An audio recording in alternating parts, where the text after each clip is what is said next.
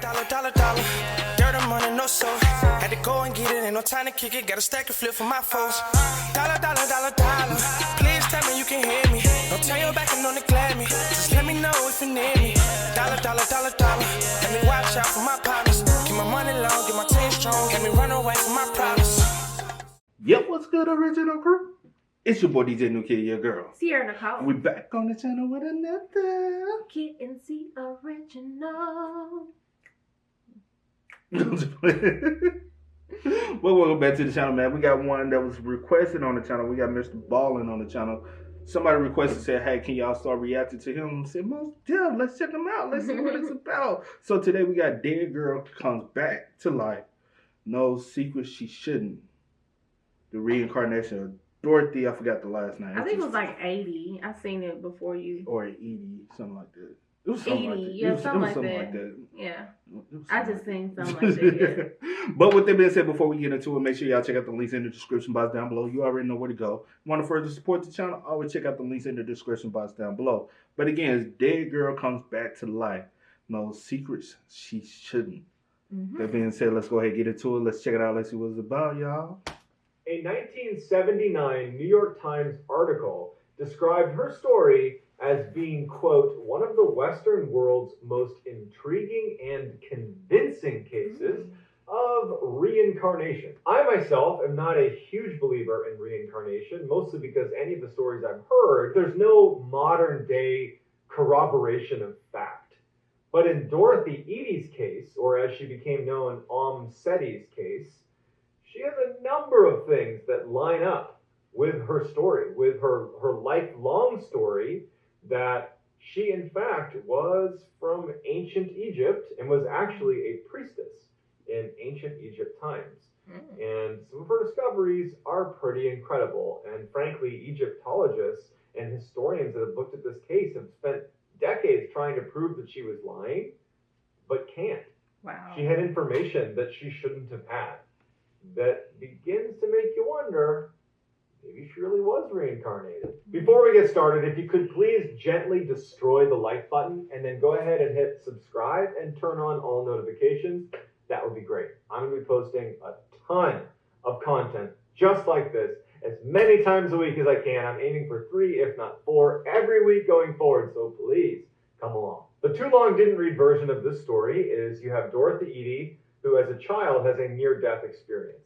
When she kind of comes back, she believes that she is no longer home, that her home is somewhere else. She starts having dreams about this place. She describes this garden and this big building, and then eventually she discovers that what she's describing is a place in ancient Egypt.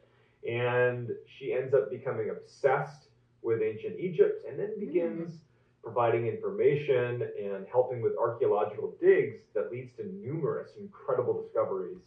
So maybe when she had the near-death experience, it's like her new mind died and passed away. And you know how we looked into it not the other day. Her new mind or her new body mind. You know, when we looked into it the other day, they said the fact of reincarnation, your soul goes into a new body and it forgets everything in the past. So what I'm saying is maybe when she had the near-death experience, it's like her new mind died. In some kind of way, she snapped into her old existence of memory. Like she lost. And I get what you're saying. I get what you're saying. I'm just trying to wrap my head around everything. All from memories that she claims to have had from her previous life. Even if you don't believe in reincarnation and this whole story seems like totally made up, just listen to how the story flows and then try to make sense of how in the world she had the information she had that led to distinct discoveries that nobody else had made. That they found this stuff as a result of Dorothy Edie's information. Wow. How do we reconcile that? It's not impossible, but no one's been able to do it yet, so let's see what you think.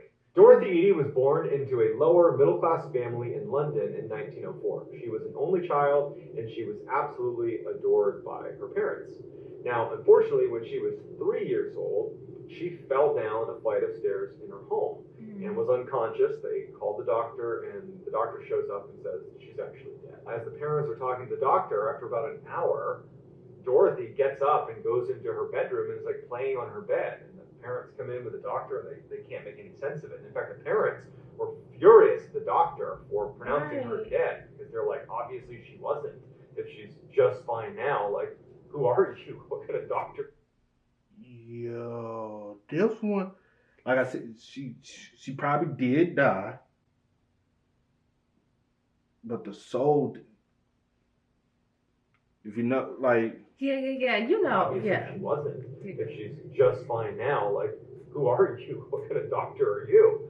The doctor swears she was dead. Shortly after the accident, Dorothy develops a strange accent that they can't quite place, and doctors and specialists believe that she's suffering from something called foreign accent syndrome, which is fairly common among people with significant head injuries. Basically, it alters your speech, and to people that don't know any better, they might think you just have a strange foreign accent. Dorothy also started telling her parents about this recurring dream she had, where she'd be near this huge building with these big pillars, and she'd be in this beautiful garden. She loved this garden. She talked about the beautiful flowers and her friends that were there, and it was just this unbelievable place. It was like this oasis next to this building. But she didn't know where it was, and she's 3-4 years old, so she's not able to articulate much what this is, but she was just in love with this garden and this location in her dreams, and she talked about it endlessly.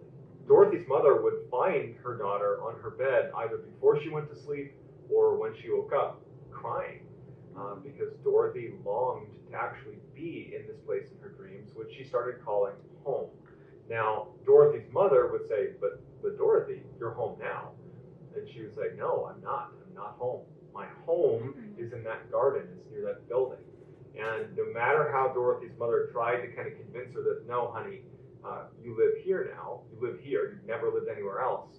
Dorothy was unbelievably convinced that what she was seeing in her dreams was her actual home. It was around this time that Dorothy's parents brought Dorothy to a British museum where they had a big ancient Egyptian exhibit set up. And when they went into the museum, Dorothy sees this exhibit and she's immediately attracted to it. And as she gets closer, she starts seeing the statues of the pharaohs and pictures of the pyramids, and she sprints into the exhibit, runs away from her parents, and she's running to the different statues of the pharaohs and of the Sphinx and all of these different icons from ancient Egypt, and she's kissing their feet and she's sobbing hysterically, and she's yelling, I'm home, I'm with my people. This little tiny kid is having this revelation that she's found home, and she refused to leave the museum. Finally, her parents, get her to calm down. They're pretty embarrassed with people like looking at them like, what's going on with your child? She finally leaves with her parents, but at this point, now Dorothy has attached that place in her dreams that she longs to go with the beautiful garden. She's attached it to Egypt, to ancient Egypt. And so she becomes completely obsessed with ancient Egypt. Her obsession with ancient Egypt started to get her in trouble. When she'd go to Sunday school, her family is a very, very devout Catholic family. She would compare Catholicism to other ancient Egyptian religions. Wow. But wow. This is crazy. That's crazy. Yo, this is stuff. But this is stuff we talk about on a daily. Like we really don't speak on it too much. On like, we might watch stuff that's similar to this, but we really don't speak on it on YouTube. Like, because you never want to ruffle any feather. You never want to like persuade any people's mindset. But we have personal conversation off camera that. Yeah. It's along these lines. Yeah, definitely.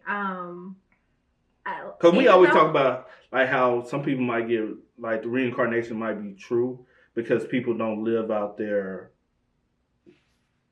I'm gonna say mission or what they supposed to do on Earth. So you die, you come back to finish basically do what you're supposed to do on Earth, and your soul never rests until it's basically finishes mission. The job well done, so you feel like whatever your mission is well done. Because when I used to work at the E, remember them 2 times I told you people touched me and they were like, both of them kind of told me the same thing, and it was two different races, 2 different genders, 2 different people that don't know each other, but both of them told me what my mission was. Yeah. Which was crazy, though. That got her in a lot of trouble, and in fact, they said, you can't come to Sunday school anymore. Then she got expelled from her Catholic school because she refused to sing a number of the hymns that in some way disparaged Egyptians, ancient Egyptians. She was also told that she could no longer attend Sunday Mass for the same reasons. She was basically not welcoming. At 6 years old, Dorothy, who knew how to write and read in English, started to take a keen interest in hieroglyphics, Egyptian hieroglyphics. Wow. And she said that they were definitely familiar to her, but she had forgotten how to read it. When she was 7, she was looking through a textbook and she saw a picture of the Temple of Seti I, which is in Abydos, Egypt. And as soon as she saw the picture, it was a big picture of the temple, and then next to it, kind of like the broken remains of what looks like maybe a garden of some kind. And she immediately said, that is my home. That's where I'm from, right there. Temple of Seti I in Abydos, Egypt. That's my home. And as she's looking at the picture, and she's looking at those kind of tattered, broken remains, I mean, this is thousands of years old, she's looking at the area next to this big temple in the picture. And she's like, that's the garden, but where are the trees? Where is everything? Why does it look like this? Like, she didn't understand that that was thousands of years ago that it was a garden. But she saw the picture and immediately knew it as her home. Also in the textbook was the picture of the pharaoh, Seti I, who the temple was named after. And when she saw the picture of the very well-preserved mummy, she was overcome because she claimed to have known him personally. At age 10, Edie was kind of discovered by... You know what they do say about mummies, ancient, if you go deep into it, they say the reason why people mummified themselves and went through that process of not embalming themselves is because they believe in reincarnation. Right. They believe that, like, some people would come back. And probably they thought they'll remember and be able to go back. I don't know. It's a little too deep, man. World-renowned Egyptologist E.A. Wallace Budge, who offered to teach her how to read and write hieroglyphics, which she picked up almost instantly. Starting at 14, in addition to that recurring dream of the Temple of Seti and the garden right next to the Temple of Seti that she claimed was her home, she started having a recurring nightmare where she, in her former life, was in this subterranean enclosure, and she was being questioned by a high priestess who was demanding that she answer her questions, and when she refused, she was beaten. At 27 years old, Edie meets an Egyptian man and falls in love with him, but also, I'm sure on some level, she was marrying him to secure Egyptian residency, because as soon as they got married, they moved right back to Egypt, where she could be a resident. And actually, when they landed in Egypt, the first thing she did, she's overcome with emotion when she lands, and she starts kissing the ground and crying and saying, I'm home, I'm home. Dorothy and her Egyptian husband have a son, and they name him Seti, just like the pharaoh Seti. Once Edie moved to Egypt, she started, by her account, getting visits from an entity known as Hor-Ra. Now, Hor-Ra, she was the spirit of the pharaoh Seti I. She would get into these almost trance-like states at night over that first year she was in Egypt. It was like she'd be sleeping, then she would get up and be in this trance, and she would start frantically writing in hieroglyphics in the middle of the night. And her husband would wake up, and he would see her doing this, and she was like, you couldn't stop her, you couldn't communicate with her. She was just in a trance, recording what she was claiming Hor-Ra was telling her, was dictating to her that she needed to write down. And it was, in fact, about who she used to be. She used to be, according to Hor-Ra, a woman by the name of Ben Trishit, who lived 3,000 years earlier in the time of Pharaoh Seti I, and who lived in the Temple of Seti in and around that garden. So after a year of her going into these trances and writing in hieroglyphics, she had over 70 pages of transcript of what she claims was her story, and it goes like this. Before being born as Dorothy Edie, she was an Egyptian woman named Ben Trishit. Her father was a soldier, and her mother was a vegetable seller who actually died when she was just 3 years old. Wow. Unable to care for her, Bentrashid's father placed her in the temple of Qam el-Sultan. She was then raised at the temple where she later became a priestess. When she was 12 years old, Bentrashid was given two choices: either venture out into the world on her own or become a consecrated virgin and stay at the temple. Bentrashid decided to take the vows. But a few years later, she meets Pharaoh Seti I, and they end up falling in love, and soon she becomes pregnant. That story just hit a whole, like, wow. It was kind of already ironic for me. I was like, all this happened to her, and the other little girls. Yeah. It's so like at the age of 3, she lost her mama at 3. Then for her to be so fixated on and then name her son after, like the son she had with the now. Mm-hmm. That is crazy. When she is discovered to be pregnant, she was interrogated by the high priest and beaten when she refused to answer. A scene that corresponded to her childhood nightmare. Unwilling to put her beloved Seti through a public scandal, Bentrashid took her own life. Edie's husband grew increasingly disturbed watching his wife go into these trances and write out the hieroglyphics. I mean, she's amassing all these pages of hieroglyphics. Her whole thing was just too much for him, and so he ultimately filed for divorce in 1936. Following the divorce, Dorothy and her young son leave and go live in another town near the Giza pyramids, and she starts going by the name Seti, which means mother of Seti. So she doesn't go by Dorothy Edie anymore. And at this point, she also takes a job with Egypt's Department of Antiquities, and she begins a very lengthy and highly successful career in Egyptology. For nearly 20 years, Seti would research almost exclusively the temple of Seti I and learn everything about not only the temple but the people who lived there, because it was where she believed she used to live. But it wouldn't be until 1952, when she's almost in her 50s, that she finally actually steps foot in Abydos. And it was because of a job transfer that put her there. And in fact, she took a pay cut to get this job. She was so desperate to just finally step foot in the place that she believed was her old home. As soon as she walked into the temple, the first thing she says is, "It's as if I've lived here before." And she quickly sets up a office in one of the temple rooms and spends almost all of her time there. And she even befriends a cobra and feeds the cobra daily, and just has this cobra friend that just hangs out with her, which no one could make any sense of. Lots of rumors swirled around whether this woman was sane, but because her contributions to Egyptology were so pronounced and so useful, that she was very highly regarded. But of all of her accomplishments, of all of the things that she did, the thing that she is most known for is when she was able, as soon as she got to the temple of Seti I, identify exactly where the garden was for Seti. She'd been having dreams of this garden her whole life. And so she very quickly said, if you dig here, you're going to find this garden. Wow. And sure enough, they dug down, and there was the garden. And in fact, she described the layout of the garden, what trees were where, what types of trees were there, and it was all confirmed once they dug it up. She was also instrumental in identifying where to dig on the north side of the temple, where she said there was a tunnel that ran underneath. It was a secret tunnel. Wow. And sure enough, they dug down, there was the tunnel. She knew too much.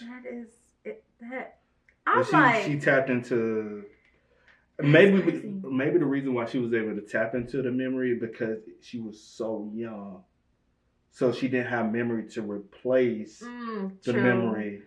That's true. I get what you're saying. Because she was so. Yeah, I get what you're saying. And then she basically did die as Dorothy, but the body was still living, and the soul never left the body. So every idea and thoughts came back, but she couldn't fully tap into it. To Dorothy. No, to the old. Yeah, okay. She couldn't fully tap into it. That was thing that they had never seen before. Only she knew about it. Wow. And there was no way she would have known about it without prior knowledge. In addition, she also pointed researchers to search in a specific area, in an area known as the Valley of the Kings, for a tomb, a long forgotten tomb. And sure enough, almost exactly where she described, there was in fact a tomb that had never been discovered. Wow. As much as other Egyptologists did not want to accept Seti's claims that she had been reincarnated, and that's why she has all this knowledge, they wanted, frankly, it to be just the ramblings of a crazy person and it to just be some elaborate hoax, but they couldn't deny the fact that she had intimate knowledge of certainly everything that ever happened at the temple of Seti I in the time frame that she claimed to have been living there, 3,000 years prior. Fascinatingly, right before she died, when she was 81, she said that there was a secret underneath the temple of Seti I. Wow. There was a secret chamber, and there was a secret within that secret chamber. But no one's ever gone down there. No one knows where to begin to look. And so without Seti guiding them, it may be one of those things that we'll just never know. So without any sort of rational explanation for how she would have had all this knowledge or understanding of an ancient culture, it leaves skeptics wondering, I mean, is this potentially a real case of reincarnation, or is there a better explanation? And I'd love to hear what you think in the comments. So that's... Nah, like, I wonder why they never went down there. Did she scared them? Or did she actually tell them what it was down there? And they were like, if we go down there and find it, we have no other choice but to believe her. So we're not even going to go down there and find out. I mean, her telling you guys that a hidden tunnel was already in place, like there, was enough for me. Facts. But she let you know there's a secret within this secret hidden tunnel. Facts. And maybe, like, people, like, you know, even the tomb. Yes. Some people rather, like, just be like, I don't want to know. I just I don't believe it. At this point, baby, she done let y'all a lot of things that were never discovered. Let me say this. I don't believe everybody's reincarnated. I don't believe everybody comes back. But I do believe there's a possibility of reincarnation. You get what I'm saying? Yeah. I don't believe everybody went through the process to become reincarnated. I mean, I can't really say. I have to, like, I do in some sense believe, you know, but at the same time, like, I don't know. But I definitely like this story. I definitely like believe her story. Yeah. There's no possible way that she wasn't. So you believe you was some caught a cramp. Oh. No, Get your hands off the wall, they wet. Oh, shit. I'm sorry. That was the worst pain. I'm glad it was after we finished. Technically, we not. You okay? Oh, it's still there. Walk it out. I can't. Fuck.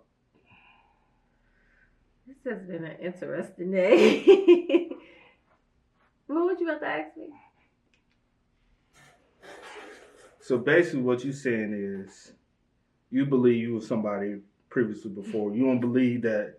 So, hold on. Well, let me say this. If so many people are reincarnated, then where did everything begin? Good question for you. But with that being said, y'all members, let us know in the comment section down below. Let us know y'all thoughts and opinions about this one in the comment section down below. But as always, y'all know how it goes, man. I do go by the name DJ Nuki. This is We are, y'all. Ain't no time to kick it, got a stack of flip for my folks. Dollar. Please tell me you can hear me. Don't turn your back and don't neglect me. Just let me know if you need me. Dollar. Let me watch out for my partners. Keep my money long, get my team strong. Get me run away from my pride.